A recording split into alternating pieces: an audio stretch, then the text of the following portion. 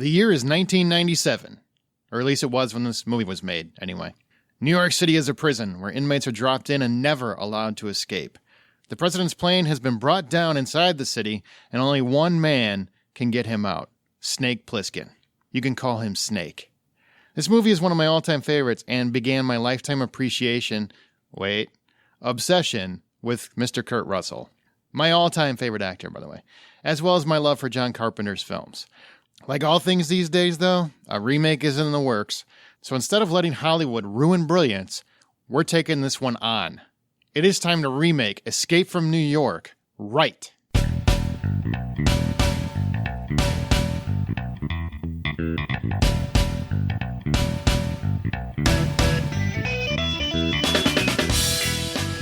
Hello, my fellow cinematic architects, and welcome to Remake This Movie Right. We are a member of the Hollywood Outsider Network. Listen to episodes of Remake This Movie Right on iTunes, where reviews are appreciated. Your podcast app of choice, or just visit the website at remakeismovieright.com.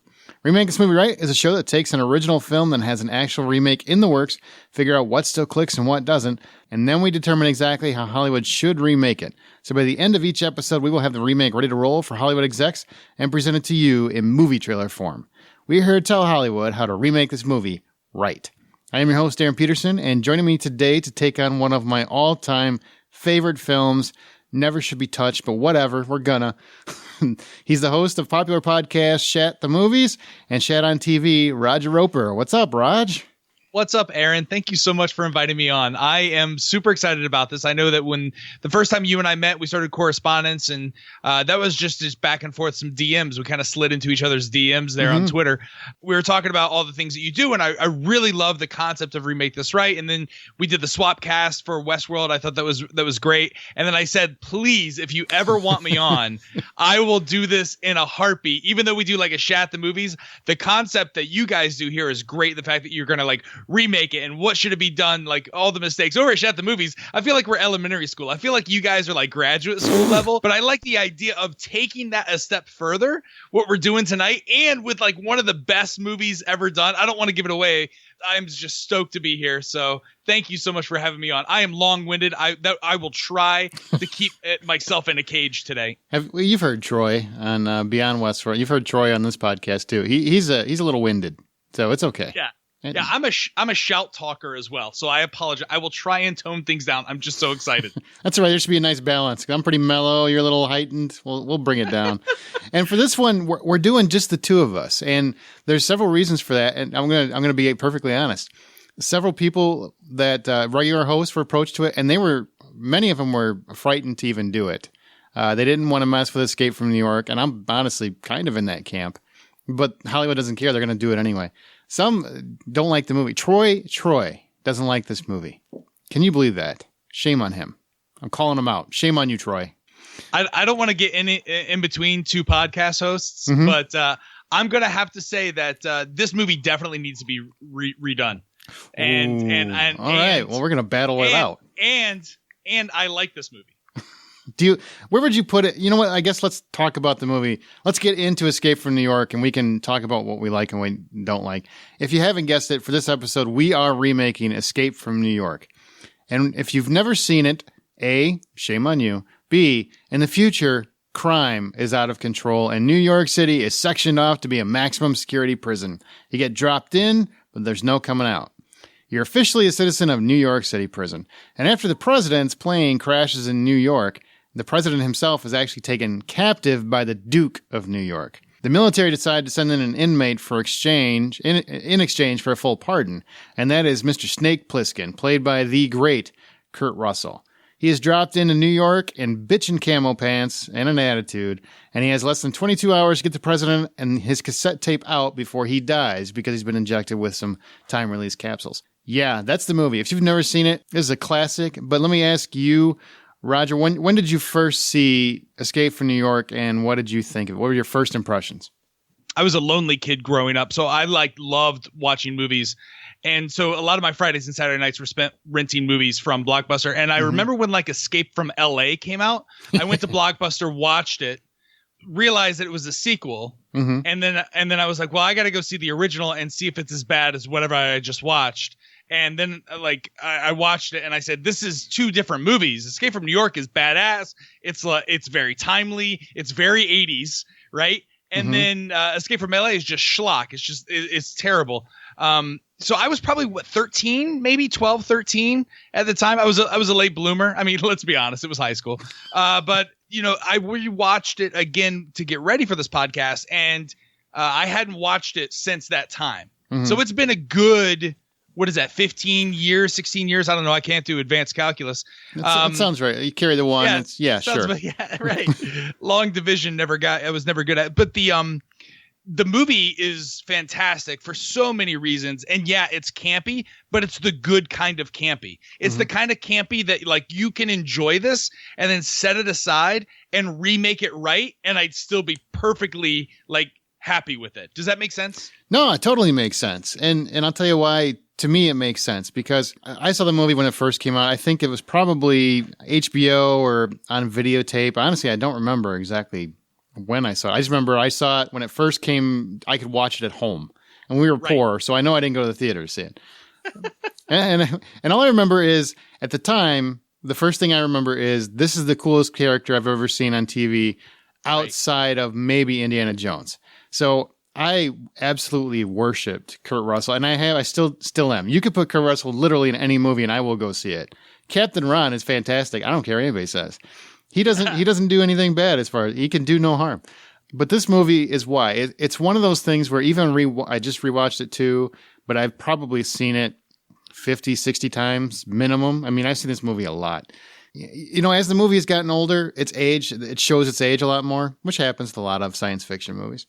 But the character has never gotten any staler to me. Like the character of Snake Plissken is still just as cool now as he was then. Even in Escape from LA, which I think suffered probably more from a really bad special effects house than anything. Still, the character was fantastic. It's just one of those things where I don't know if he ever really got a movie to match the character. But I still love the first movie. I like the second one. I don't love it, but I love the first one. But I do think the character has just evolved with time. It hasn't gotten any less exciting, less interesting.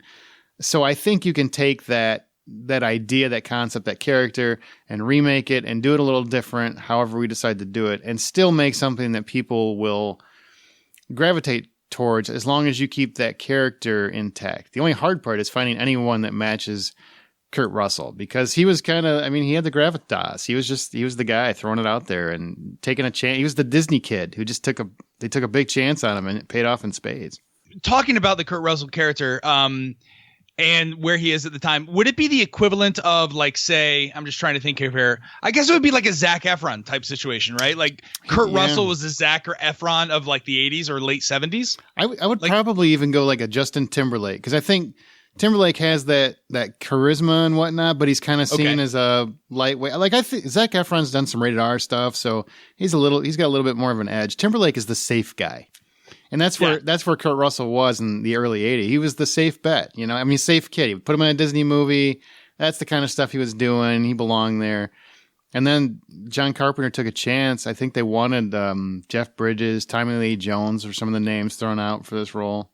And they put him. They took a chance on him. Then he ended up. This led to The Thing, Big Trouble in Little China, and everything else. Tango and Cash, all the other stuff we love him in.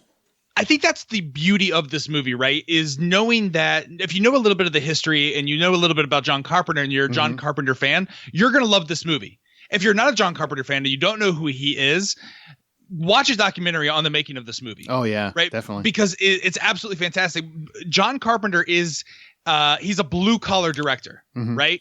He did almost everything in this movie. He co-wrote it. He co-wrote the score. He did the special effects. Like, he's pushing the envelope on a very minuscule budget. And I just don't think that they make movies like that anymore. And that was a lot of the 80s movies that we love today are those that were done on like minuscule budgets. They were done, you know, on shoestring departments and just being creative with it, right? And that's what he does with this movie. So when you realize that the movie was only done for a paltry amount and then made a lot of money, you have to admire that, right? But like the things that they get away with, even though it shows its age, is the very plot exists that they have to rescue a cassette tape. You know what I mean? Like there's nothing more outdated than that plot device. Like that's true. The MacGuffin. The MacGuffin is a cassette tape, right? That's how old this movie is. It is, yeah. Then they tip the scales with the state of the art like Atari screens, you know what I mean? With like the targeting systems and everything like that. But it still doesn't take away from the fact that they're searching for a cassette tape in a briefcase. And the most 80s thing to do in the if it was something of importance, is it was handcuffed to you. You know what I mean? Like look at every 80s action flick, Die Hard, what was the other one? Like Cliffhanger. Like, I think Cliffhanger might have been 90s. But anyway, like look back at like Beverly Hills Cop. Everyone has a briefcase with a chain and a handcuff. Well, that was security, man. That's how you kept stuff safe. That was it, man. Yeah. Like that was basically the equivalent of a human Brinks. You know what I mean? Like no one's getting through that. Yeah, and at the end when you see him like string the tape out now and you watch that and you're just like, well, what does that really do? I mean, it's a cassette tape. What does that do? It was a cassette tape. We're probably the only ones that even know what that is. Like kids today would watch and go, what is that thing? What's that? So we're talking about the goods. Hang on. You know what? Before we get into that, let's do a transition. I want to hear one clip from the original Escape from New York. Oh, you're in for a treat. New York, 1997. The entire city is a walled maximum security prison. The bridges are mined. The rivers are patrolled. And the United States Police Force has everything under control. Down. I'm going in.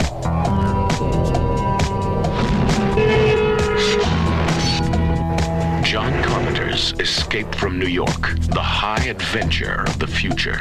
One man must go in where no man has ever gotten out. John Carpenter's Escape from New York, the greatest escape of them all, is about to blow the future apart. Okay, now we're going to get into some trivia, and then we're going to get into what we love and don't love about the original movie. This is some fun stuff. The model of the set was repainted and reused for Blade Runner. I thought that was pretty interesting. Yep. The opening narration, do you know who did the narration in the opening? I don't. Jamie Lee Curtis. She's the computer's voice that does the narration. She also does it for Escape from LA too. Was she big at this time, or was this right before she hit it big? Well, Halloween was before this, so this is 3 or 4 years. This is like after she hit it big, after Halloween. Okay. Okay, so basically it's I almost look at John Carpenter. I know that he's heavily influenced by, but Robert Rodriguez. Mm-hmm. You know what I mean? And yeah, he very much does conducts his films the same way. Quentin Tarantino, right? Mm-hmm. Like they use the same actors. They like to do, or even was it the Coen brothers? Is it the Coen brothers, or who makes those crazy weird movies that are really good? That's Coen brothers, yeah. Is that the Coen brothers? Yep, but there's absolutely. aren't there other ones? No, I'm thinking of someone else. Anyway, it doesn't matter. Back to John Carpenter. Yeah, the fact that I did not know that he used Jamie Lee Curtis. That's really cool. Yeah, for both movies, that was kind of a nice touch. Yeah. Yeah. John Carpenter, and by the way, if you've never listened, they always have, John Carpenter and Kurt Russell have several commentaries on a few of their films. Always listen to them. Those are some of the best film commentaries I've ever heard. They are just great. You can tell these guys genuinely like each other, and they enjoy working with each other. So definitely check those out if you can find them. John Carpenter purchased the old Chain of Rocks Bridge in St. Louis for $1, and this is courtesy of IMDb. So if anything's wrong, call them. For $1 and from the government, and then returned it to them for the same amount after filming was completed.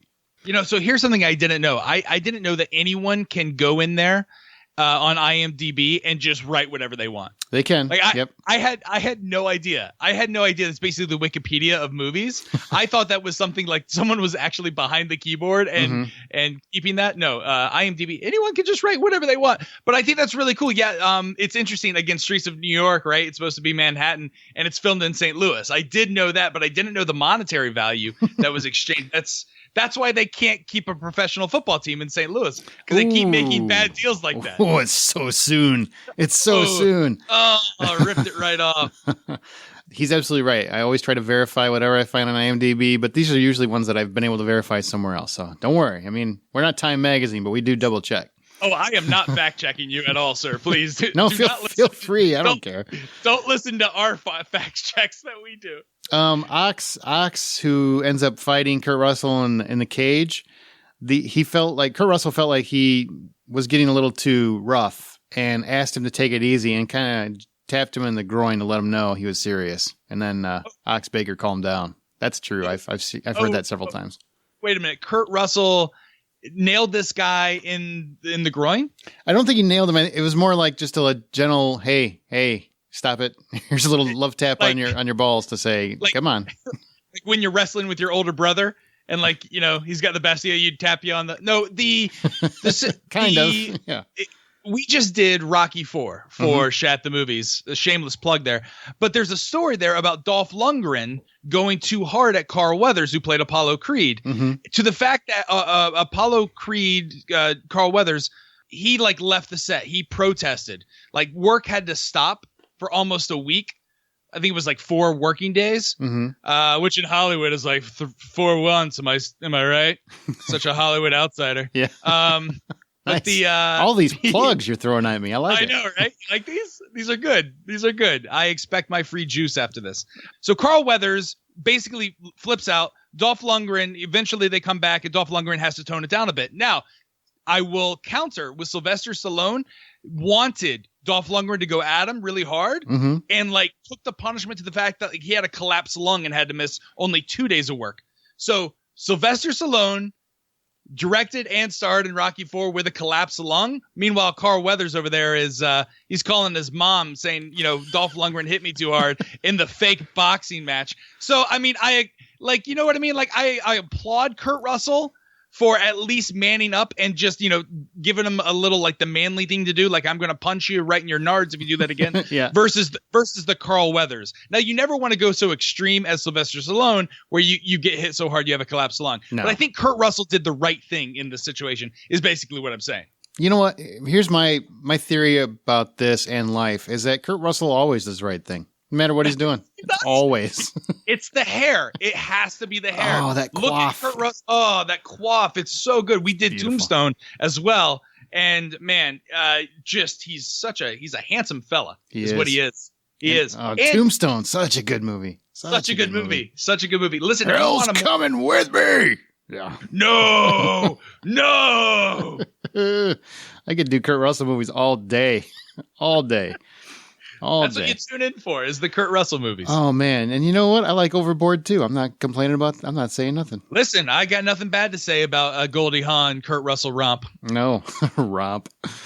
The additional shot of Adrian Barbeau's corpse. Now, I couldn't verify this one, but it's sure, I'll take it. It sounds right. Was added after a then-teenage J.J. Abrams suggested it to Carpenter. Apparently, Abrams saw an early cut because his father worked for the studio that produced the film and allegedly pointed out to Carpenter that Maggie's death was never fully established. Seems plausible, possible. I don't know. It was on IMDb. It must be true.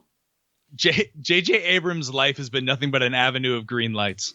It's true. Even when he was a teenager, John Carpenter's like, you're right, kid. Yeah. Yeah. You know what I mean? Like that. I hate boy geniuses. That's a lot of talent in one room right there. You got Carpenter, Abrams, and Russell. My God. Yeah. Last one. The Secret Service agent that was attempting to break into the cockpit of Air Force One at the beginning of the movie is Stephen Ford, who's the son of President Gerald Ford. And you could tell because he was barely hitting that door. Apple doesn't fall far from the tree, am I right? Wow. Now, if he had stumbled into the door, it would have opened because his dad fell down a lot. For you millennials, look up Gerald Ford and then watch SNL, and then you'll get that joke. Was it Chevy Chase? It was Chevy Chase that played him, right? Yeah, that's what shot Chevy Chase to stardom. Yeah, was doing Gerald Ford pratfalls and being a jerk. Well, yeah, and being hysterical. Let's talk about Fletch. I could do that for an hour, too. Don't get me started on young Chevy. All right, so let's get into it. You wanted to talk about what makes this movie so notable. What do you love most about this movie? Yeah, so the first things are it's that 1980s, late 70s sci-fi where there's glowing buttons in the background. Like it was basically ripped from Star Wars, like Empire Strikes Back, all those blinky buttons. And then there's always some guy at a radar screen that talks in technical like jargon for no apparent reason. Like they're trying to describe like where like Air Force One is landing, and they're talking about like sectors 1.76 and, you know, coming in at Delta 14. Like, really, do we need this? Like, we know this is a sci-fi film. You know, we see the radar, we see the blinky lights. Can we just drop the jargon and make the audience understand what's really going on here? I will say, in hindsight, if you look at movies that are of this age, we take for granted that in this day and age, a lot of this stuff is all cliches to us now. In 1981, I don't know how much people knew about what, because communication wasn't that fast. You couldn't get information that fast. A lot of people needed explanation to know what the hell was going on. And now, you know, in this day and age, people are hypercritical. So maybe if you don't even show them the blinky button, they're like, well, there wasn't a blinky button, so obviously this thing could not happen. So there's a catch-22 to leaving it or adding it, I think. Yeah, but I wish they had gone like the Star Trek route, where they had a little bit of the on-screen heads-up display, which, you know, they used a lot in this movie. Mm-hmm. But have like that Star Trek where you see some live video, like you're looking over the bridge, right? And you see the Klingon ship in front of you. But then you have like the little thing at the bottom that's going, right? It's kind of the combination of the two. And you like that. Your mind likes, yeah. I can visualize it, and I don't have to see how hokey it is to see a plane, you know, just go across my, you know, a graphic, like a really bad Tron situation. I guess I like that they tried, and I get it. And they're establishing that we're in the future, even though they just told us that it's, you know, 1997, right? Mm-hmm. What is it? Is it only 9 years? In 9 years, New York went down that bad? Yeah, it went pretty quick. I mean, what is it? Yeah, it went pretty quick in 1997. Right. But there's... Hey, have you looked around? It could happen that quick. I'm just saying.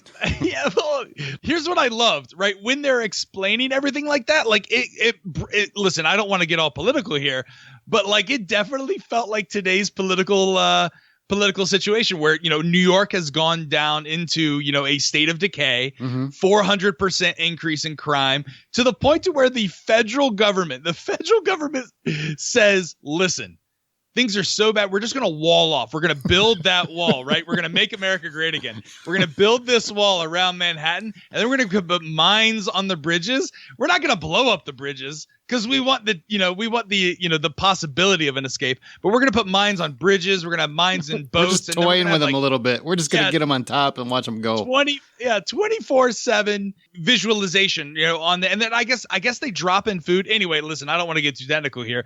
But the only thing that was not resemblance of today. And apparently America's in a war, right? Again, it really felt like today. The only thing that didn't quite make reality is that, you know, that today, if that were to go on, if we build that wall around Manhattan and make that big penitentiary, you know that we would sell access for that reality television show. We would, you know what I mean? Like we would balance the national budget if we made that a pay-per-view. And we would totally have like a glass wall, because everybody would want to look in and see, what's going on in New York? Basically what I want to do is I also want to like take chartered trips inside there, like make it like, you know, again, you try and make it safe. You put bars on the cars or whatever, right? But then it becomes like a Jurassic Park where you're in there, and then you make a movie about that. Again, we could be in a surplus right now if you let me make this movie. What about the original movie? Let's talk about the original movie. What do you love? Yeah, so there's a wall, there's a bridge with mines. The other thing, all right, so here's what I don't get. I think this was the first movie to claim that there was an escape pod on Air Force One. Yes. I don't know if it's the first movie, but it's the first one I can recall doing it. Right. And again, you know, it's always too soon anytime I see a building fly into the Twin Towers. That was a little memory. That hurt a little bit. I don't need to remember that. Yeah. I don't need, you know, flashbacks. So but they don't actually show the plane, and maybe they've removed it. I don't know, but they don't show the Air Force One going into a building. They just show it go into a building, and then the escape pod somehow survived the crash, because it's not that far. Well, they announced that it ejected before the plane crashed, if I remember right. But it's right next to where Air Force One is. Yeah. Well, it's stuck in the building somewhere. It's up there on floor 42. It looks like it tried to eject itself as the plane's going through the building, and then the pod just kind of drops out the back, out the fuselage. But my other question is, again, well, I don't know if this is the appropriate time, but the problem that I had here is, give me a little bit of understanding of what the stakes are if that plane goes down, and who the hijackers are. We get that there's some sort of like pro-union, Bernie Sanders supporters who are, Black Lives Matter in this plane, but the why? What do they do? They're doing it for workers. What does that mean? What's going on outside in this bigger world? And they're coming from some sort of summit where they were supposed to meet with like Russia and all these other countries. Like, that didn't get explained to me. So yeah, I don't want Air Force One to crash because that's probably bad. Like, I don't even want any airplane to crash, but give me a little bit of backstory to make me like want to go in and rescue the president. Does that make sense? It makes sense. But I think what Carpenter was trying to do at the time was, I think he was making a movie more about the guy trying to save him. So he, like, even with the cassette tape, it's very vague. They mentioned fusion, they mentioned the war between, was it China and Russia, whoever it was. And, how this is very important, and the information on here is very important, whether it's nuclear, whatever it is, the information on here. But it's very vague. It's very much a MacGuffin. It's not anything that's laid out in detail. It's left very vague. The reason to get him, the attack and the stealing of the plane, or the kidnapping of the president, the attempted kidnapping and crashing the plane, all that stuff is left very vague because I think Carpenter didn't want to have a big detailed plot like he tried in Escape from LA because it didn't work as much. I think he wanted to keep it very minimalist and very simple. And that's what I think works best about the movie. Maybe not best, but it works in its favor, is that I'm not bogged down in all the details. I don't know anything about it. I just know this badass dude has to go save the president or he's going to die, and he don't want to die because he's a badass dude. So that's all I needed to know. And it's one of those movies where they didn't throw in the plot too thick, and they made it just a fun B movie that works great to me. Yeah. No, I agree with you. And that's the charm of the movie, is that they kept it very tight. And because John Carpenter's doing everything, he wants to film the scene, cut, and get to the next scene, right? He doesn't necessarily need a lot of dialogue. There's not a lot of background actors. There's not a lot of people that Snake interacts with throughout the movie, right? And I believe that's a choice because they had to make this movie on a dime and, get it out relatively fast. And when you're doing blue collar style directing, not that I know anything about it, but I mean, I understand the theory of it. You don't have a lot of time for all that. And because he wanted to get the script done, what's the easiest way? What's the cheapest way to make this scene work and get across the story? So it's a very tight, simple story, and it works because it's somewhat plausible in this, future. You're going to go in and this guy's badass because he's wearing, tight pants. So you get it. Like, you understand. And he has an eye patch. Like, you know what I mean? Like, you don't need this guy's backstory. Okay, you're a war hero. Oh, okay. Like, you tried to rob a bank. No reason why. Like, there's no exposition of, it was a very complicated situation when we returned. I was a war hero, but I had a lot of bills that I had to pay, and a lot of my men's families were not compensated for the work we did over there. And what was this war for? And if your guys aren't going to pay me, I'm going to go rob the bank. And he's a Robin Hood character. They don't say any of that. They say you robbed the federal penitentiary or whatever they did in Die Hard with a Vengeance. And then that's it. Like, there's no other story other than that. You robbed the Federal Reserve in Denver. I think that's the exact thing they say. But they're like, that's it. But somehow everywhere he goes, people know him. Do they know him because he's a good guy and he's on the side of the workers and the prisoners and the oppressed? Or is he a war hero that, is a government hero? We shouldn't trust this guy. That stuff isn't fleshed out. But it kind of works here because he's wearing an eye patch and tank top. You know what I mean? Like, that's a trick that I think that you have to do as a filmmaker, is to listen. We don't have a lot of time to explain this. He's just a badass. Here's some pants. Here's an eye patch. Get on screen. Go. You know what I mean? And he did it because he did it. Even the camo pants, I'm watching it now and I'm like, man, those pants just don't work. And then he gets in the full outfit and I'm like, yeah, all right, it still works. Yeah. Okay. Yeah.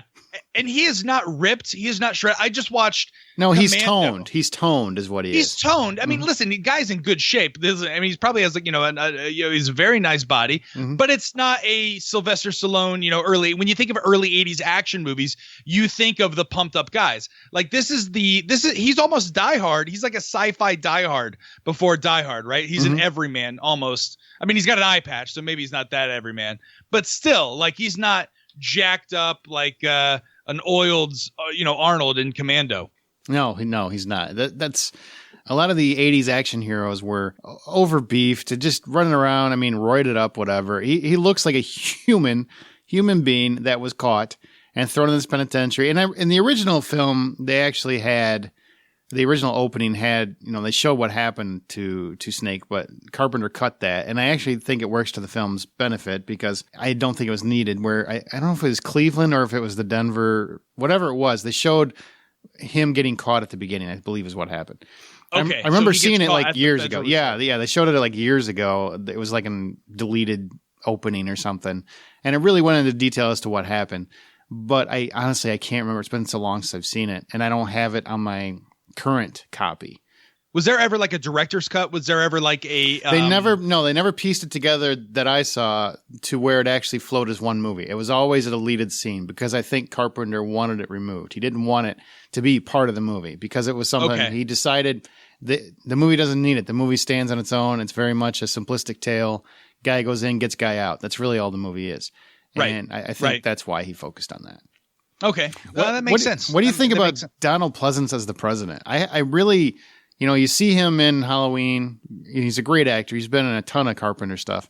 Right. But here, he's kind of the opposite of what I've ever seen him as. I mean, he's really a selfish jackass. You're talking about, wait a minute, you're talking about the president. Yeah, the president of the United States, Donald Pleasance. I don't know that actor as probably as well as you do. Mm-hmm. So for me, it was just purely based on what I saw in terms of his performance. Mm-hmm. I didn't really care for it. I don't know if it was the directing, but I felt like his scenes were very stale. And I didn't understand jumping straight to the end of the conclusion of this movie when the president gets the gun and then shoots his captor that's been tormenting him the entire time. I didn't feel the emotional response that I should have had at that moment. Okay. Right? Yeah, I get what you're saying. So it seems to me like outside of cutting off his finger and playing, William Tell with the machine gun in front of his, what else did this guy do to the president? You know what I mean? Well, he did toy with him, cutting you cut my finger off. I'd be pretty pissed. I'd probably shoot you if I had the chance. Yeah, but then it looks like they took care of it. Like they put a bandage on it. Well, as long as they wrap it, we're all good. Yeah, of course. Listen, we don't really want to do this, but we'll clean you. I mean, it's your middle finger. Like, what do you use your middle finger? If it was his thumb, shit, that's some evil shit. You can't do anything without a thumb. But they did his middle finger. Whatever, you got 3 more. Oh, that's a way to look at it. Sure. All right. No, but I mean, does that make sense? Like, I didn't, and I felt like that's probably not the actor's fault. I think that's probably just, the fact that they're trying to get this movie done, under budget, or at budget. And so that's why I didn't necessarily believe it. And I'll save it for why and when I would remake this. Okay. And how I'd make that a bigger story. Anyway. Well, the other thing that I love about this movie, I've already talked about Kurt Russell, and I'm not going to talk about him all day, but he's magnificent, as always.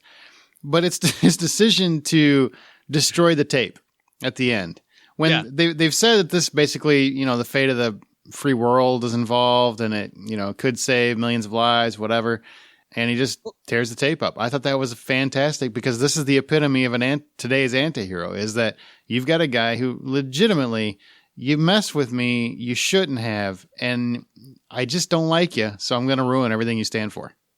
Okay, so what is his motivation? So that's his motivation to tear up the tape? I legitimately, that's been debated for 30 years now, but really what I see it as is this is a guy that you screwed with me. I don't really care why you did it. You screwed with me. You almost killed me for no reason other than, your own personal cockiness or whatever it is, that arrogance, his own personal arrogance. I'm done with you. Screw it. Just like at the end of Escape from LA when he basically shuts down the world. It's because you screwed with me and there's no reason. You shouldn't have done it. You should have just asked me nicely. Okay, so that's what I got from this. Okay, so the deal is going into it, he's going to get a full pardon. Mm-hmm. That for all of his crimes committed against the United States government, Snake will get a full pardon if he returns to the president by a certain time, which, by the way, he's got things in his neck, right? So you're on a time crunch to do this. So you have to do this within 22 hours. 22 hours. Thank you. And keep in mind, you got to remember that he was down there. He agreed to it. So they injected him with the time release capsules after he'd already agreed to it. That's what I think the stickler is. Okay, so I get all of that. Now, the contract of the American government was to do what? Give him a full pardon and let him live after this. The government, from what I understand, gave him that full pardon, right? Mm-hmm. So what gets Snake upset about? He wants an apology from the president for these other goons who got killed? Why? If you're really a selfish anti-hero, you wouldn't care about those other people. And I get, like, maybe that's his redemption, is that he could, like, trust in other people to really help him out. Whatever. I don't care about that if you're a badass like you're supposed to be, Snake. Like, you're supposed to, if you're going to rip up something that could save the rest of the free world and probably improve your life, you could just give that and have the world be free. You know what I mean? Like, I just feel like he did this for selfish reasons that I don't truly understand based on his character that I'm supposed to believe. Yeah, but it was so cool. Listen, by all means, don't change this movie. But in the movie I want to write, I might have a little bit more reason why. Like, if he's going to destroy, like, what is on that tape and why is it audio only? Well, like, you know, hey, you know what? Let's make sure we actually, when we get to the remake, we don't do a cassette tape because they're pretty fragile. No, it's a laser disc, obviously. Obviously. All right. Well, you already talked about some of the stuff you don't like. Is there anything else you really don't like with this movie that just does not work for you at all? The way that the different gangs are. Like, I assume there's a hierarchy of gangs. So I get the simplistic thing is if you are captured by a wild bunch of individuals or humans, there's some sort of gladiatorial, battle that you're going to get thrown into. I get that scene can exist and you can do it. You can do it really well. You can do it really poorly, or you could do what Star Trek Attack of the Clones did and completely almost ruin the entire genre for everyone. And they did that again in John Carter. So, I mean, there's good gladiator fights. Oh, you stop it. I like John Carter. Come on now. No, come on. No, it's better than you imagine. Like, you put it on expecting the worst, and you're like, you know what? That wasn't that bad. Yeah, that's about right. It wasn't. I liked it. I didn't love it. It's not going to save the world or anything, but I liked it. That's how I introduce myself to women. I'm like, listen, you're go in with low expectations, and at the end of it, you'll probably be like, you know what, that was all right. I enjoyed that. So it was a 4. Yeah, it was a good 4. Yeah, it was a solid 6. I want to see more gangs, and I wanted to understand where they fell on that ladder of, okay, who are the gangs that I'm supposed to worry about if I'm the protagonist and the hero? Because there are some parts of this movie where the crazies, the guys who live in the subway system and are supposedly, like, I don't know, cannibals, they're just running right by him. Mm-hmm. Like, are they blind? Are they deaf? Well, no, because then they discover him in the chock full of nuts store. Like, okay, if cannibals are running after me searching for food, the first place I'm going to hide out in is a restaurant? No, thank you, sir. Like, I'm going into, like, the Steinmart or something like that, where people never shop. These cannibal people, like, are they the worst, or is it the Duke's army that's the worst? So as we remake this movie, I'll point out how I would have made something in that to where the audience would understand, oh crap, we're not so scared about these guys. And maybe we can get, on the good favor of these guys because they're kind of good. Maybe they're the good prisoners. But, and then when we get to the evil guy, like, those are the army. That's the army you don't mess with. Okay. Right. So that's what I would have liked to have seen more of. I don't know if I guess I'm nitpicking the movie because, again, you're just scared of them, especially if you're a kid. You know what I mean? Like, you don't want these crazy people on, throwing beer bottles at your head. Yeah. The only thing that I could think of, and I've, like I said, seen this movie 50 or 60 times. The only thing that really bothers me about the movie, I think the entire construct of you've got New York City is a prison, a very simple but fantastic idea for a plot. Okay. Is it plausible? Probably not, but it's still extremely, I just thought it was a really clever idea to make a movie very simple. And then you see movies have been ripping that idea off for years now. What was the one with Guy Pearce? I can't remember the name of it. That was like almost Lockout. Lockout, yeah, the space Lockout. ripoff. I think he got sued for that one too. Well, not Guy Pearce. Let's the set the studio, record straight. yeah. It was Luc Besson. Yes. Luc Besson. Yeah, he got dinged with 500,000 euros for ripping off this movie. Yeah. And he's right, because as soon as you watch it, it's like, so they just made Escape from New York in space. All right. Yeah. It's literally what happened. But from what I understand, that wasn't there also going to be a sequel, Escape from Earth? See, that's one of those things where John Carpenter said he never actually put it to paper.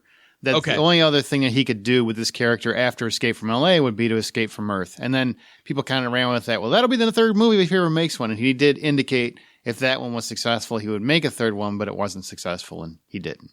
Yeah. Ultimately. Yeah. But the only other thing that bothers me is that I would have rather seen New York fleshed out in a more detailed fashion. And I think we're kind of on similar pages with that, but we'll talk about that when we get to the remake. Outside of that, nothing really bothers me. The score, I know some people will say is very dated. I say when you're looking at a movie from 1981, it's from 1981. And I will tell you that John Carpenter just went on tour, I think, where he played the entire score of Escape from New York. And it was fantastic to watch. The sound, it still works for me. Is it nostalgic? Absolutely. But the movie is also from 1981.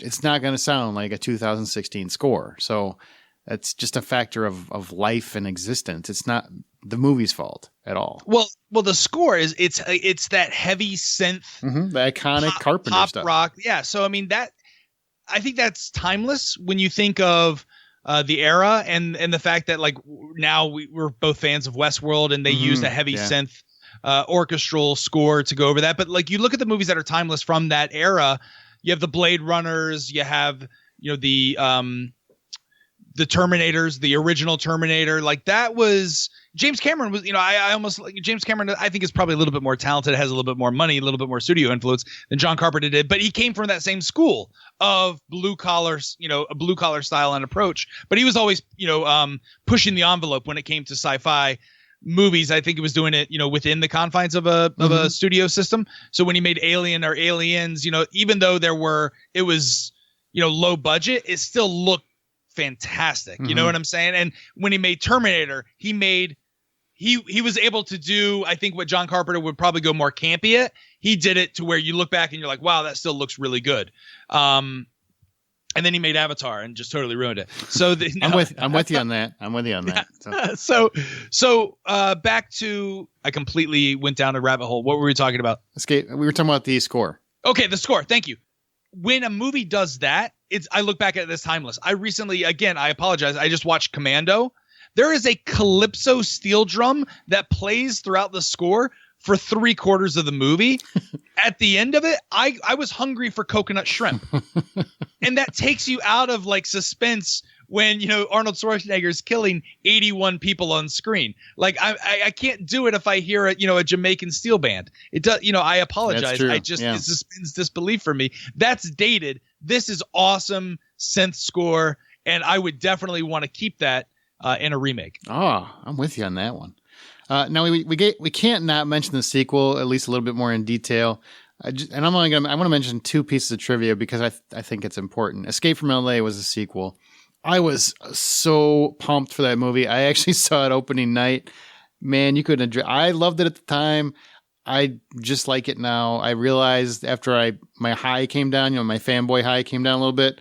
I'm like, all right, there were some issues. Fair enough. But and it is kind of just a remake of the first one to a degree. But two trivia bits that I thought were really cool. The basketball shots, Kurt Russell made all those himself. That's true. That's fantastic. He's a great athlete. He's Kurt Russell. He's great at everything. Life, everything. I am not objective or in any way when it comes to Kurt Russell. The film is known for having very poorly produced CGI. And you watch it. I mean, I remember it when I saw it in the theater. I'm like, wow, we can do so much better. Why is this happening?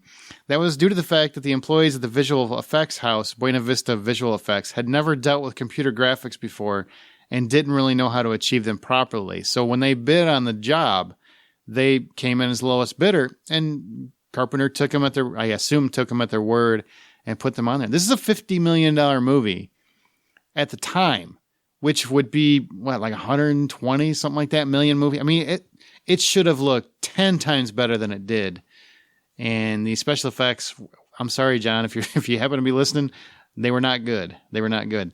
And that's when I think that practical directors like John Carpenter, who got by on low budget, but like made the most of his money when it came to practical effects and was known for that, when they take a stark departure and do something like that, like put all their money in subcontracting to an unknown entity, that hurts their, I think it hurts their integrity, right? And like the fact that stick to what you know, and what you know could be best. And I'll use Star Wars as an example. No one wanted to see the prequels for the CGI effect.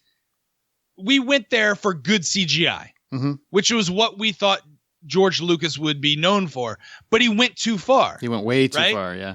Yeah. And when you go that far, like it can totally turn off an audience. And I think that's what he did, Carpenter, when he made Escape from LA. Now, again, I haven't honestly seen Escape from LA, since the first time I watched it all those years ago. The only thing I remember, and correct me if I'm wrong, there is bad CGI sharks in a bad CGI wave that he's bad surfing, right? It's the shark happens actually when he goes when he's in the boat to actually go to LA and he goes underwater and he goes to Universal Studios, which is in LA. And of course, the shark from Jaws, as if the shark from Jaws is actually just hanging out. Sure. It's he's not real, but it's supposed to be a shark in the ocean. Just happened to be when he went to Universal Studios. He comes out. Yes, the shark tries to bite him and he gets away. And then later, these are two different scenes. It's not even the same scene. Later, he hangs out with who was it? Peter Fonda. It was Peter Fonda. Okay. Hangs out. I think it was Peter Fonda. Hangs out with him, and then he ends up riding a wave away.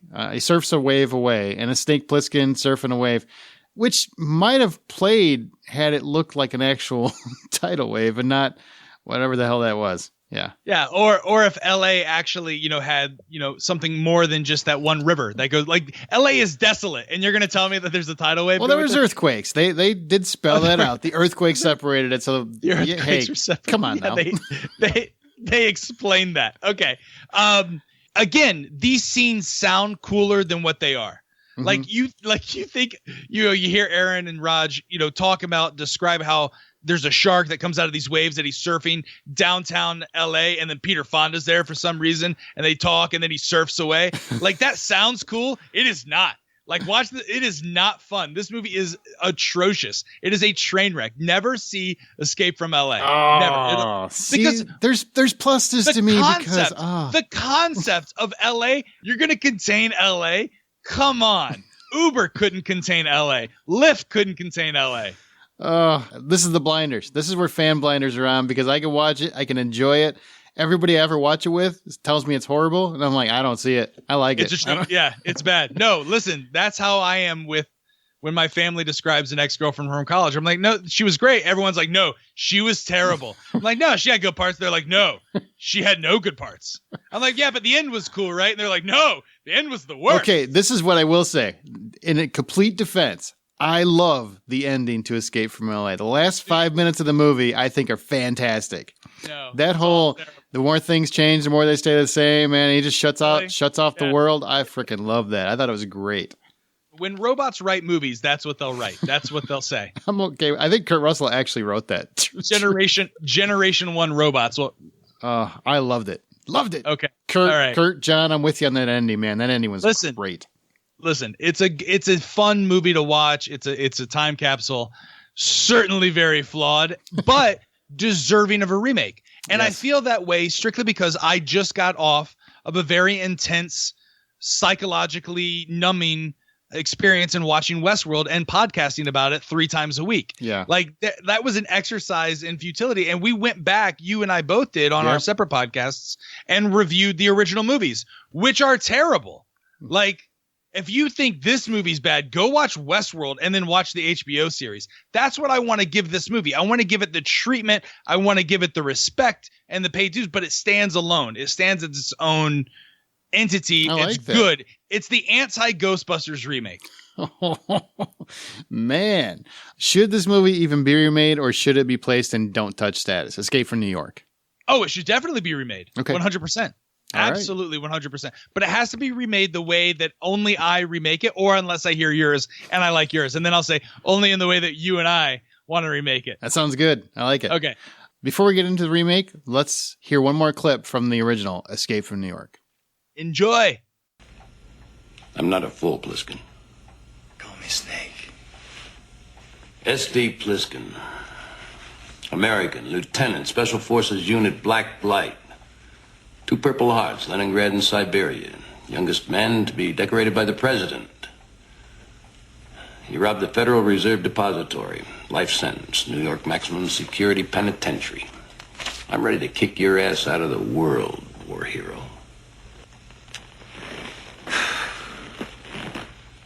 Who are you? Hauk. Police Commissioner. Bob Hauk. Special Forces Unit Texas Thunder. We heard of you too, Plissken. Why are we talking? Have a deal for you. You receive full pardon for every criminal action you've committed in the United States. It was an accident. About an hour ago, a small jet went down inside New York City. The president was on board. President of what? Okay, now we're on to the remake. Now, before we get into our remake, we got to tell you there is an actual remake in the works. Here's what we know about it. In the new Escape from New York City won't be a maximum security prison. I just want to remind you that it's called Escape from New York. Whatever. We'll find out Snake Plissken's real name, and the bad guy will be totally different than the original. Also, it won't start in New York. It's actually going to tell, I believe, Snake Plissken's backstory. Neil Cross, the creator of the BBC crime series Luther, which is a great show, he beat out several writers to win the writing job, and he delivered a first draft back in October. He's going to be an executive, or John Carpenter is going to also be an executive producer. So there's some fun facts. Duke of New York won't be the bad guy. The role by Lee Van Cleef is going to be played by a woman now. It's going to be interesting. We'll see where that goes.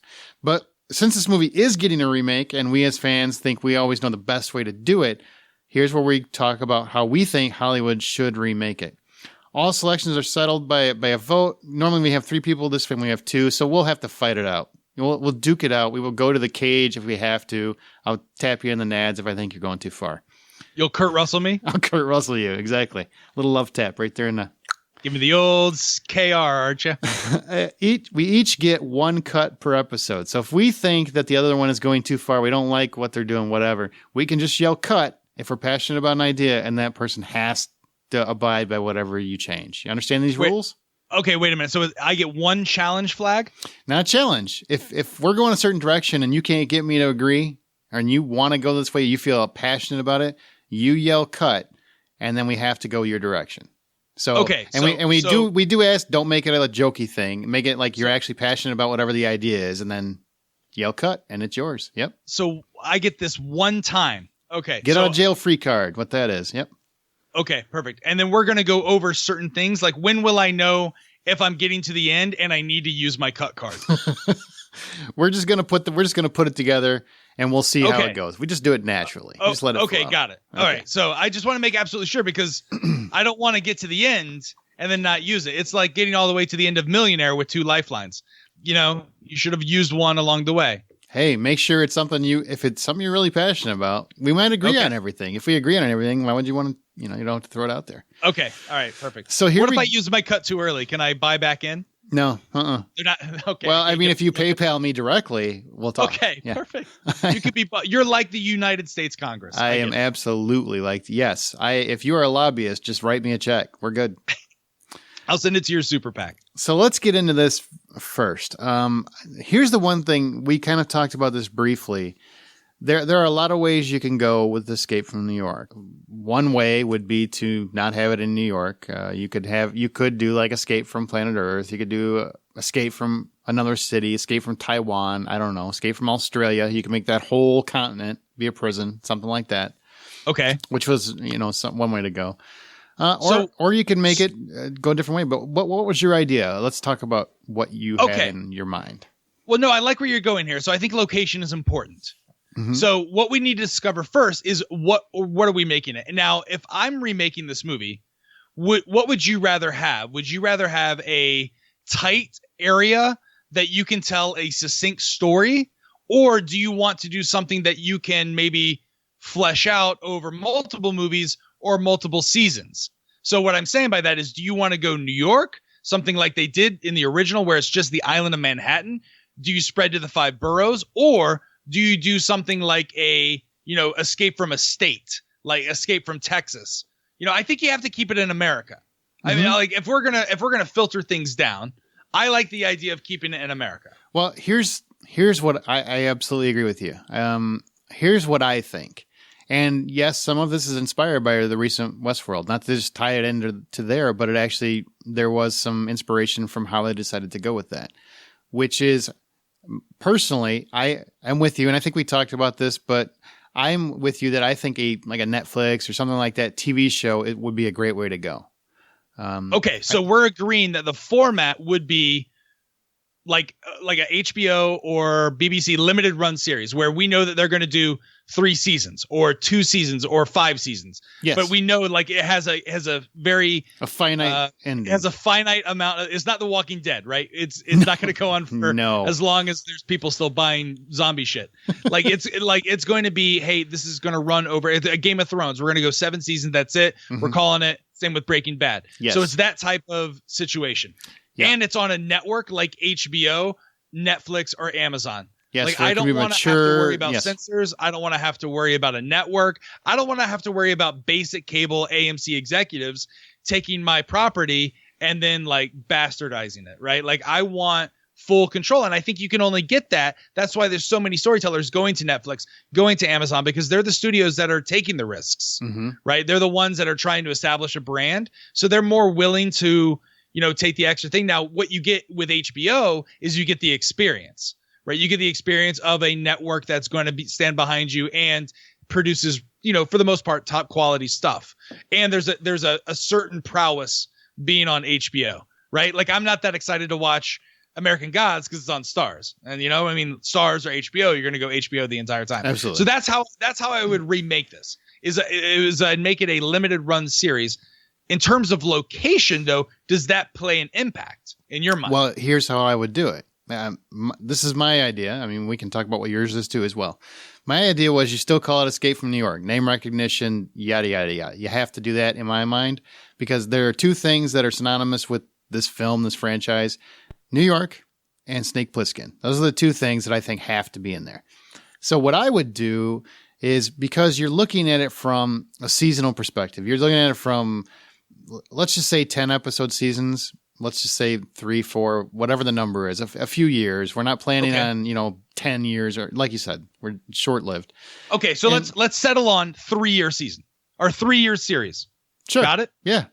Sounds great. 3-year series? 3-year series, HBO. I think that'd be a perfect fit. I'd want to call it Escape from New York. And I would want to say that, yes, New York is sectioned off. It is a prison. You could do the whole first season in New York. But I think in the pilot, you can introduce the idea without actually fleshing it out that this isn't the only one.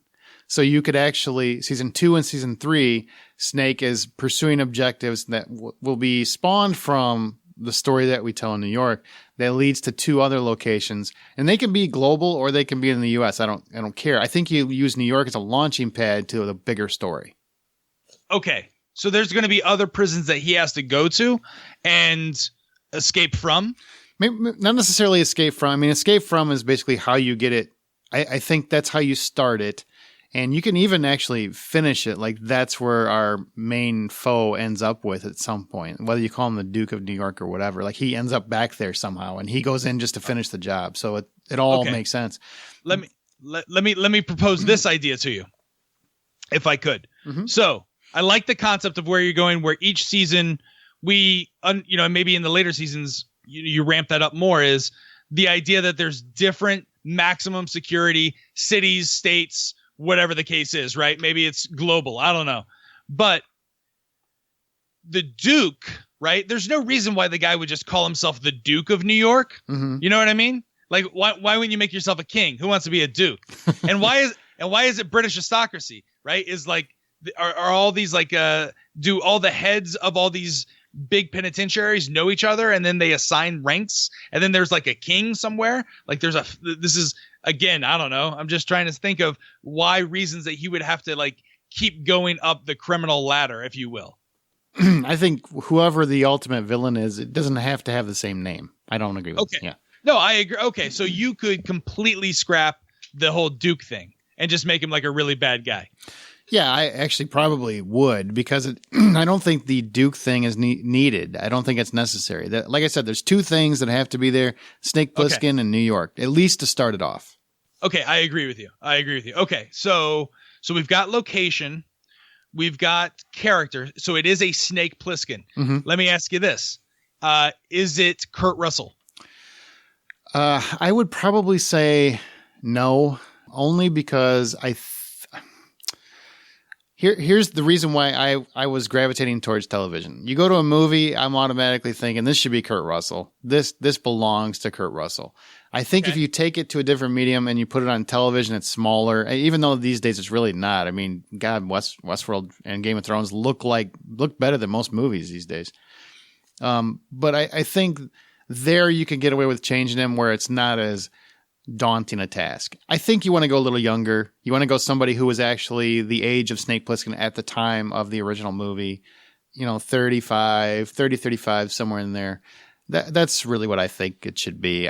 As much as I love Kurt Russell owns this role, if we're going to do it different, I would probably say do it different. Not that I'm against Kurt Russell doing it. It's just a matter of they're going to bring a 60-plus-year-old guy out of retirement to go in New York and save the world. I don't know. That seems like a stretch. How dare you, sir? How dare you tarnish the good name of Kurt Russell? Hey, that man is a magical beast. He still looks as good as he does today as he did back then. Absolutely, he does. Absolutely. Trust me, if they would, I guess we're doing anything we want. I think Kurt Russell is the best Snake Plissken you will ever have, if that's what you're asking me. Okay, no, it's not, because it's the direction of the character, right? Mm-hmm. Do you want? Is this an inspired by situation where you throw in Easter eggs, a la Westworld? Or does it exist in the same continuity of the movies? Like a Marvel Cinema, universe. What was your take on it? Here's what I would do. Mm-hmm. And I'm leaning more towards the side of you. I thought about using like an older Snake Plissken that the younger generation would then have to go in and rescue, but it's almost too hokey. Like people would assume like, it's whatever. I think if you bring back Kurt Russell, it jumps the shark. So I believe it's an inspired by. Does that make sense? Because if I saw any of the outside of the Yul Brynner robot, and it can work because it's a robot, like that's a good Easter egg. But if they made a Yul Brynner CGI Grand Moff Tarkin, or Princess Leia, then I'd be upset. Yeah. Does that make sense? Yeah, absolutely. No, it does make sense. Right. Yeah. So here's what I would do. I would focus on the before. Like in a 10-episode arc, I can explain all the things that bother me about the movie, but are interesting concepts. So the interesting parts of the story from the movie that we didn't get to know. So what's going on in the world with the president? Is there something going on in the world that could end like the greatest world war that, people have, maybe this has gone on for 10 or 15 years. I don't know how long, but it's obviously some important event that's happening that then Snake was a hero of. So maybe we see Snake in a flashback of, his experience back in that war, like what he did to become a war hero, right? We see it through his eyes. Then when he gets home, we're focusing in all on him being a criminal, right? Even though he's got this good guy backstory. It's a little hokey, but if it's done right, like it'll play, right? Mm-hmm. So he's executing this thing. It's a big plan, maybe kind of an Ocean's 11 type of feel where they're like, he's got all his army, he's got all his people, right? They're his friends. He's going, he does this, and then like he loses everyone or a lot of like, very important people to him. And, on top of people dying around him, he has to go to like this maximum thing prison because he stole all this money from the United States government, even though everyone knows him, and he was doing something right. Or he's already been doing this for a while and he's a known star in like the lower income community, right? He's known as a hero. Maybe he's waging this revolutionary revolt against the government because maybe the U.S. government are the bad guys, which is why they would have a prison like this. So maybe U.S. has turned into a fascist state and he's he's independent of these revolutionaries that wreck Air Force One, but they know him, right? They know him and they know what he'll do. So he's like, I'm not doing it for you. I'm doing it for me or something. I don't know. Mm-hmm. You know, I'm just thinking of ways that you could incorporate some of the backstory in the early episodes. And then like you get to the prison, like it doesn't have to be the prison all season. You can develop the characters a little bit more, which is what I would like to see. Yeah, no, I like that. You know, the one thing is like, if we're going to flesh out as a TV show, you have to have some, you don't have to make him sympathetic, quote unquote, but you have to have something to sympathize with. If you get him in there and you drop him in and you basically start the season with the same premise, which is the president is there, because that could take 10 episodes to get him out of New York. And it gives you time to actually flesh out the city of New York. So he drops in, the way I would see it is he drops in and, you know, they bring him in, they give him the injection. I think you still give him a time release capsule because that kind of wasn't a cool setup. A la Suicide Squad? Something like that, but you do it, I think, man, I don't know. Maybe you do something else, something that's going to, you give him more time. You give him, I don't know, 30 days or something like that. I don't know if that's too long, maybe 2 weeks or something. I was going to say, like, do we want to keep because this is a trope that's been done a lot in pop culture since that movie is released, right? 24 is the biggest example of that, right? And then Suicide Squad, which that's been done. It's been overdone. I don't know if I think you make it like he has to go do this. Okay. I mean, maybe I don't know. I'm on the fence about the time thing. I just don't want any of like the injections and all of your face is going to blow up. Like, I don't necessarily know if I need that. Let's keep it simple. Pardon's going to get him out, and he's just doing it for the pardon. He just wants to be free of this. He wants away from the people and the government. He's given up because the people turned him in. He was doing it for them, and they turned him in. So now he's done with everybody. That's right. He can't trust anyone. Yeah, so he's done. Doesn't trust anyone at this time. So they offer this deal. And the guy, the Hook, Hook guy, the Colonel, like he's a bad dude. Like it's almost hinted at that Hawk is kind of a good guy, a little bit. I didn't want Hawk to be a good guy. I wanted him to be a sleazy general. Does that make sense? Yeah, it does. I wanted him to be a little bit of a bad guy, a little bit of a seedy character. I would like him to seem good at the beginning. By the end of the first season, we see what he really is. Okay, all right, I like that. That he's actually he's like not. You trusted this, and then he double crosses Snake in some way. I could see that, right? So he builds up like this trust and this. So he's on the side of he's basically Hawk is being nice to him as long as he's accomplishing the things that he has to get done. Yeah, like the president. Whatever happens, they take over the plane, they crash the plane. That's how you get them in there. Maybe you don't crash the plane because people will freak out if you crash a plane in New York. But no. You crash the plane. Okay, you crash. Screw it. You just go for it. Crash the plane in New York. You get him in there, and he's taking captive. Or it's a missile, like a ground to air missile, and then the escape pod comes out. That you know works. what I mean? Like whatever gets him in there, just drops him. Yeah. In. And so they get him. Once they have him, they have something to barter with, and they're giving. You got 14 days to comply, and we have all these people. And we want out of New York. We're done. We've been persecuted by our government, whatever. And so they offer Snake the deal. Now he knows Hawk because of his military assistance, so that's why they go to Snake.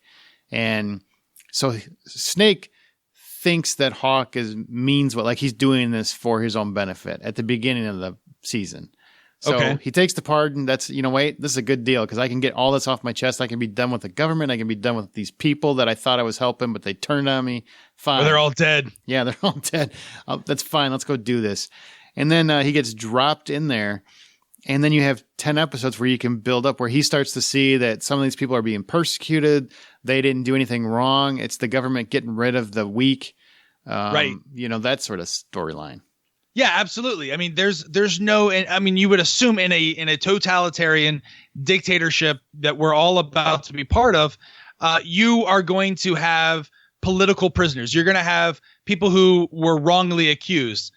You're going to get that and that's why I wanted to see that fleshed out. And I think you can do in the time period, if you're going to do a series where you can introduce different factions. Who are the good guys? What are the, people on the fence? Who are the really, really bad guys? And then you could have things like gladiatorial whatevers. I mean, it doesn't have to be as hokey as that, but you could you could get as complicated or as simple depending on how you want to do it, with how the different factions align themselves.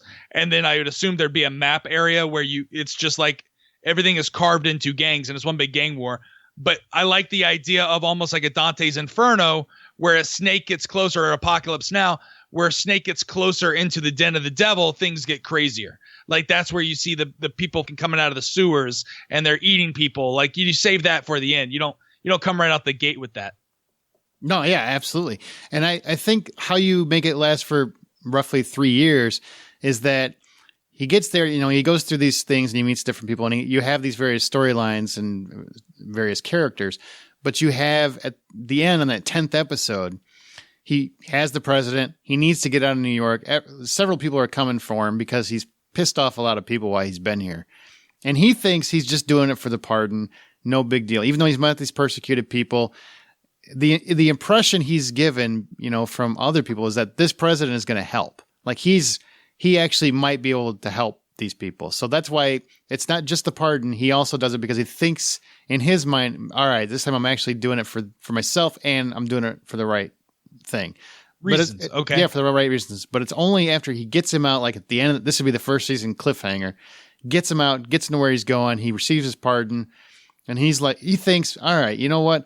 I'm not really a hero, but I'm better than I thought I was. And then he finds out that the president he just saved is more like a Hitler-esque leader than anything else. He actually just saved the person who was persecuting everyone.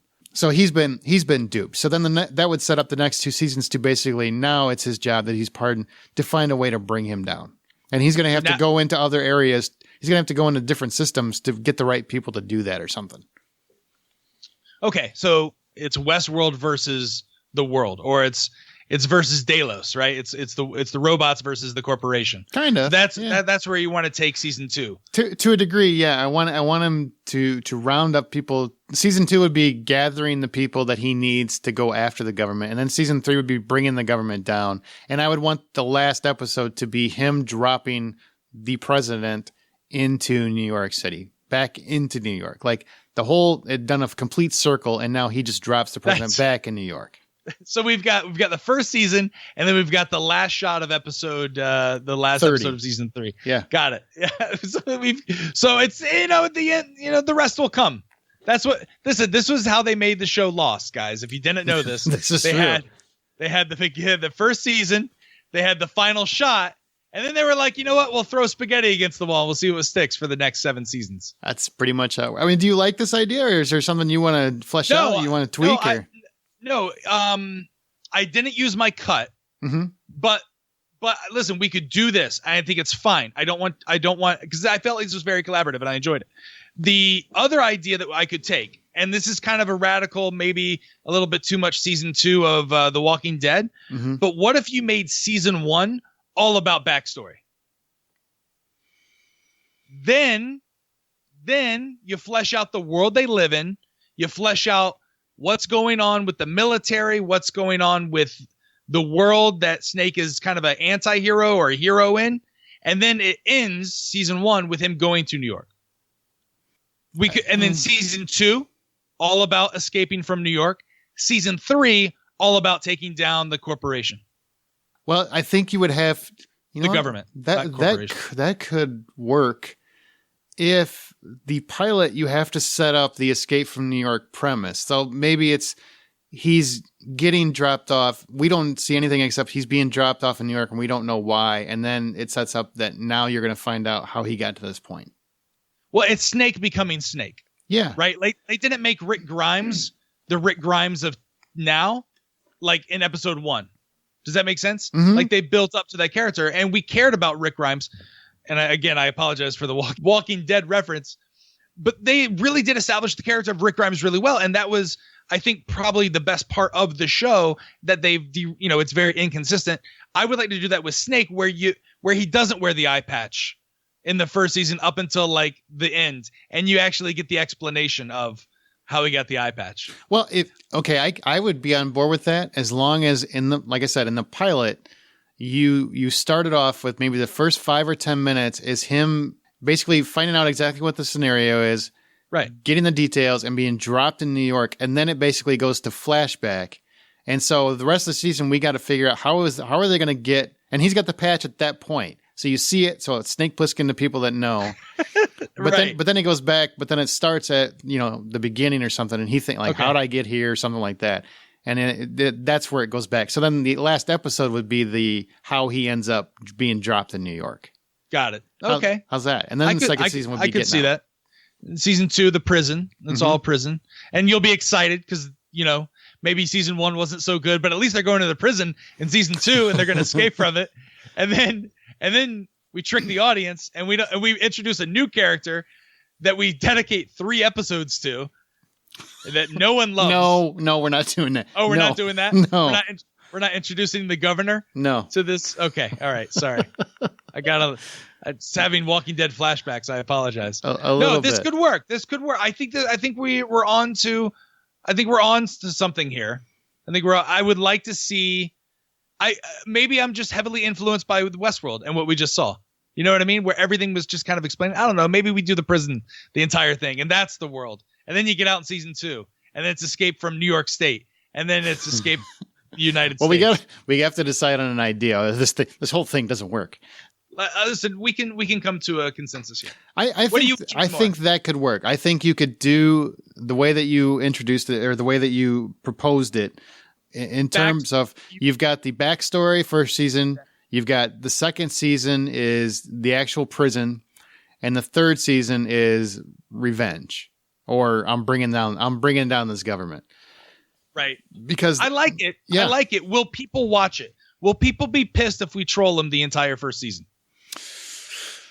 Will they be pissed? Could you do it like Arrow? You could do it like Arrow, where you did you ever watch Arrow? Did you ever see that show? I've watched enough jump pull-ups to know what Arrow's about.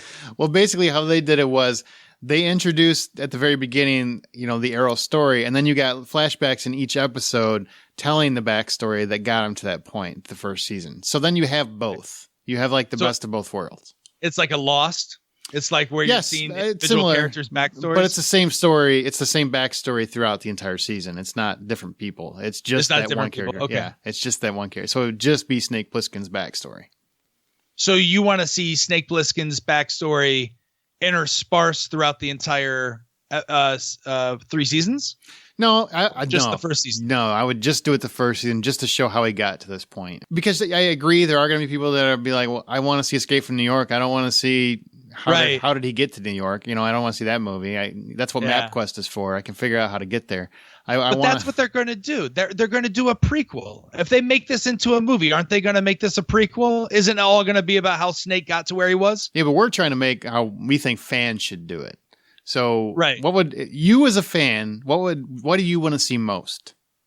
I would like to see the story of Snake Plissken because I think that's an interesting world. After I think that you have to be able to introduce a character like that to understand the world. I think you have to do that. I mean, think of how long did Prison Break go on Fox? There was this show Prison Break. How long did that go on? Quite a while. Yeah, but 4 years. 4 years. Didn't they escape the prison in like season 2? They escaped the prison season 1, 3, okay, and then they escaped a bunch of stuff in season 4. Oh, they kept having to go back to prison. Just had to break into stuff. They became like the Ocean's 11 or something in the last season. Okay, all right. So they became thieves after they broke out of prison. Yeah, basically. All right, even though the name is still Prison Break.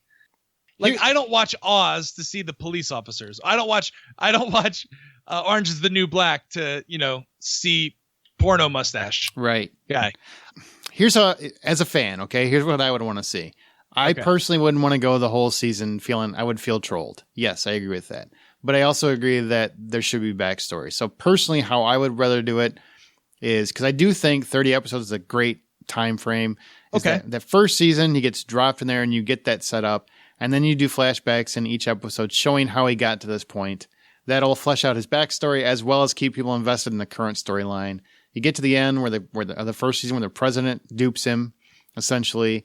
And then in the second season, you set it up so that he finds maybe a MacGuffin that he thinks will bring the president down. That's his goal, is to get to that MacGuffin, and he has to go maybe into another prison located somewhere else to find the person that can help him do that or whatever, or he assembles his Right. team or something, whatever. He has to go into another prison where you see other people that are affected, and you kind of have a new a reimagining of the previous season. And then season 3 is we're bringing the president down, and then you just end with the president being dropped in New York. That's the last Got it. shot. All right. Perfect. And is there data involved? Are there gliders? Like, Yeah, you got to have a glider somewhere. Why not? What the hell? Maybe not No, the I first think- season. Let's hold it. Let's hold. That's how we drop the president into New York. by a glider. Yeah. Got it. Understood. Just throw him in a Understood. glider. We set it, and we just like a drone, and we just Perfect. guide him in there and drop him off. All right. You That'll fight work. it out. I think we've got it, man. I think Nice. we've got it. Nice, we did Except it. there's one thing we haven't done. What haven't we done? Who would play? Who do you think is the perfect Snake Plissken? I knew this question would come out. So I'm going to cheat a little. I'm going to cheat. Mm-hmm. There have been numerous names attached to this, Mm-hmm. attached to a remake, and some of them are really good. Like, but it depends on like which way we're going with this. If we're going to make a series out of this, we got to go a little bit younger. Mhm. But I do want to read some of the names that I think would have been good. Timothy Oliphant, Okay. Gerard Butler, maybe not so much Gerard Butler. Jeremy Renner, Jason Statham, Tom Yeah. Hardy. Like, I feel like Tom there Hardy, would've- I could see. Out of those, Tom Hardy's Hardy? one that sticks out the most. Okay, Yeah. but there's others one like Charlie Hunnam from Sons of Anarchy, Mm. The Walking Dead's John Bernthal, which I don't think he could do it because he just did The Punisher. Yeah, it's too on close. Netflix. Yeah. I think it's too close. But those are some other names. I've got one. I literally have maybe one person. Maybe a Hemsworth brother. I don't know. Like who's got long, long great hair like that? That like I enjoy. I've got Like, one. all right, You but ready? is as charming. He's got to be as charming as Kurt Russell is. Because isn't he a little charming in this? Like, do you make Snake a complete badass, or do you make him like kind of a crazy like MFer? Well, hang on. I think I've got the guy. I think you do it just like you did in Let's hear the it. movies. Frank Grillo. Frank Grillo. Yeah, Frank Grillo. That's my guy. That's the guy that I think it could be the best Snake out of everybody. Maybe Tom Hardy's a close second, but Frank Grillo. Do you know who Frank Grillo is, or are you kind of like, Isn't Frank Grillo Skull Crusher or something like that in the Marvel Cinematic Universe? Yep, he was that guy. Skull. I forget what. Crossbones. Yep. Crossbones. He was that. He was in the Purge movies, the last 2 Purge movies. He's an up and coming actor. He's been around for a while, but he's kind of like Billy Badass. He's very cool. Got a little bit of that New York attitude. He's just the perfect guy, in my opinion, out of the guys I've seen. This is a good pick. He's a little bit older. I mean, he's 51, but he's in great shape. Mm-hmm. But yeah, I think this could work. I think Frank Grillo's, and you want a good actor, but you don't want like you want to save, I think, your name actors for your side parts, your supporting parts. Yes. Right? Absolutely. You want a lesser name just because, and not that he's a no name. I think he's got some credits behind his back now, but you want somebody that isn't as instantly identifiable that would take you out of the role. It's already an iconic role. It's hard to fill. Again, if we can't get Frank Grillo, get those Hemsworth boys on the line. They can. It doesn't matter which one you want. They're all good. Yeah. They're the anti-Baldwins. Like there's more than Alec. Maybe not Liam. I don't know about Liam. What? We're undecided on Liam. I mean, did you see Independence Day Resurgence? Come on, let's. No. I purposely avoided that movie. Go watch it. I made rethink the it. conscious decision to never watch that movie. I said to myself, I wrote a note to me. It's a Post-it, and every day I look at it in the mirror. It says, "Don't watch Independence Day Resurgence." Are there any nostalgic moments, like little Easter eggs, that you want throughout the series? You think would be a nice nod to the original? I don't know. I mean, you could try and make this serious like they did with Westworld and keep the camp to a minimum. I mean, that's what I'm envisioning. Although it would still be fun to see. Like again, I think Westworld did it tastefully, right? If you're gonna have a giant conference room with lights and people looking at radar screens, at least bring it up to date or go a little bit further into the future, not too far, but just enough to where my primitive brain understands that we're in the future. And this is, better tech than what I have today or can foresee in the next 50 years. Like that's all I'm asking for. That's not too hard to deliver. And then I think that you go a little retro with the sci-fi. Like it's we're in the future, but it's not over the top. You know what I mean? Or it's not badly done. Do you want the score? You said you. Oh yeah, bring back the synths. Bring back that punk pop techno synth music, right? That heavy. I like that idea. What else? I feel like we're in the rapid fire round. It's just basically like anything nostalgia. I think you got to have at some point you have to have a character named the Duke. I don't think he's the main guy because the president's going to be our main villain. But you got to have a character in an episode that's the Duke. Yeah, and yeah, you got to have that. That's good. So at some point the Duke will be there. Absolutely, you got to at least have him in one episode. We're doing 10 episodes. We can have the Duke in there. All right. As long as we don't dedicate 3 entire episodes to him, I'm on board. No, we don't have to. All right, we don't have to. Because the Duke is like a governor. Anyway, all right. Really hate the governor. I know. Yeah, no, I do. It was a terrible storyline. What do you think about the characters like the Brain and his girlfriend? Yeah, I think you would have them in New York City proper. Sure, you just name a couple characters. You might change their attributes, but you would still have them in there. Yeah. Right. What about the cabbie? Do we need the cabbie? Is he an Uber driver? Is he a Lyft driver? Uber. Is he He's Uber. Yeah, he's Uber. No. I like it.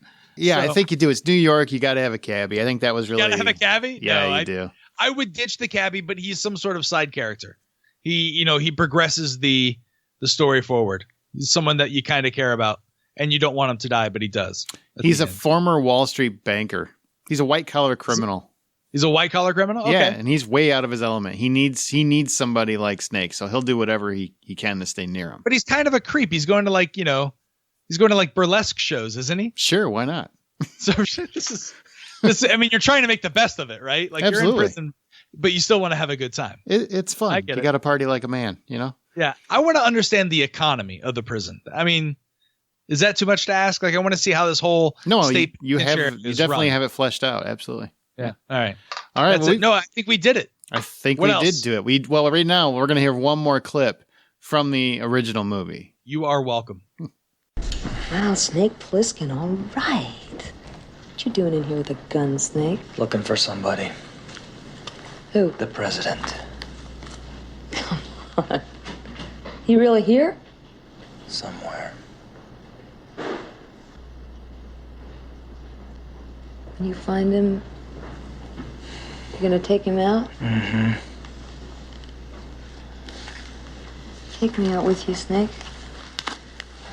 Why? I can think of lots of reasons why. All right, so here's where it gets fun. Now it is time to take all that rambling we had for, hour plus, hour and a half, whatever it was. This by far has been my worst podcast I've ever been on. Oh, why would you say that? It's so bad. Now we're in the fun part. Thank goodness. We finally got there. Oh, I've been having a blast the entire time. If this is as good as I think it's going to be. Wayne's going to make it happen. Here it is. This is the official trailer for the new television series that's coming to HBO. If we can seal the deal. John Carpenter, call us.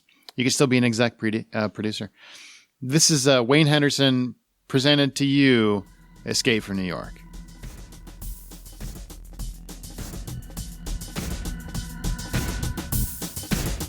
New York. In the past, this city was home to the most powerful people in the world. In the not-too-distant future, it's a maximum security prison holding back the worst among us. And the United States police force has everything under control. Everything, that is, until our president is brought down inside New York.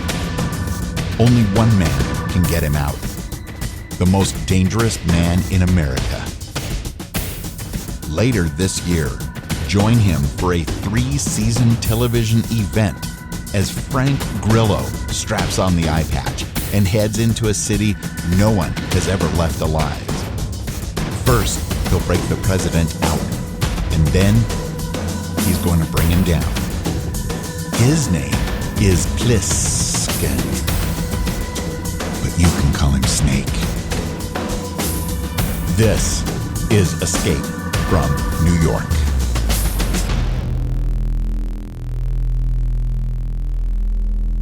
Great job, Wayne. Great That was job. great. That was Yay. great. Yes. That was Wayne Henderson, Yes. courtesy of MediaVoiceovers.com. Thank you, Wayne, for doing that as always. And that is going to wrap up the show. Remember, you can email us if you have a better pitch for how you would do Escape from New York. That's remakeismovieright@gmail.com. We're also on Twitter @RemakeRight. Now, let me ask you, Roger, where can people find you and tell them what you do, what your podcast does? In case you want to hear more of my voice, don't worry, there's others. I'm on Shat on TV and Shat the Movies. Again, Shat on TV, we took current run weekly programs like Westworld. We're currently doing Taboo and then American Gods right after that. It's a weekly companion series. Like, if you have trouble finding people that like your guilty pleasure on television, whether it be one of the shows that we're doing, we're like your friends that you sit with and you're talking to. We take a lot of good fan interaction through emails and Twitter responses and Facebook and all that jazz. But we try and make it kind of a fan generated show, very similar to what you guys are doing as well. So check us out there. And then we do a 80s and 90s review, movies that we loved growing up. We let the audience vote. We have different themes each week. So we just did a military 80s and 90s, and it was all 80s because every 80s military movie was great. We just did Commando. We're going to do, I think, space movies next. And then I think we're going to have like a John Hughes week where we do nothing but John Hughes films. So it's very directed like that. It's a lot of fun. So we're over there at Shat the Movies, Shat on TV. You can follow me on Twitter. I'm at Roger_Roeper on Twitter. So yeah, thank you so much for sweet. Having me on, man. This has been a blast. Listen, I hope I did well enough to where I get to come back. Absolutely, you did. And next time right. we'll probably have Troy on here so you can make fun of him too. I love Troy. Troy, wherever you are, I'm sorry. I hope you feel better because Aaron told me that you were sick and it had nothing to do with the fact that you just don't like me and you didn't want to do something with me. But I understand. I want you to feel better. I think he was sick of Escape from New York. That's what it was. Because he hates this movie. Remember, Troy, guys, I miss you. Come back. Remember, you can find us at remakeismovieright.com. We're on social media. Please share the show on your social media. Put it on Facebook, Reddit, whatever. We can't actually post on Reddit because we'll get banned from Reddit if we pimp ourselves. So you like it, throw it out there. That would be great. It's a very sensitive group of individuals. Very sensitive, yeah. So very sensitive. If you like it, please do that. We can't do it ourselves. It's the Reddit Mafia. It's the Reddit Mafia. For this episode of Remake This Movie Right, the credits have officially rolled on this remake, but please be sure to come back for our next one. And remember that every film you love will get a reboot someday, and only together can we remake that movie right.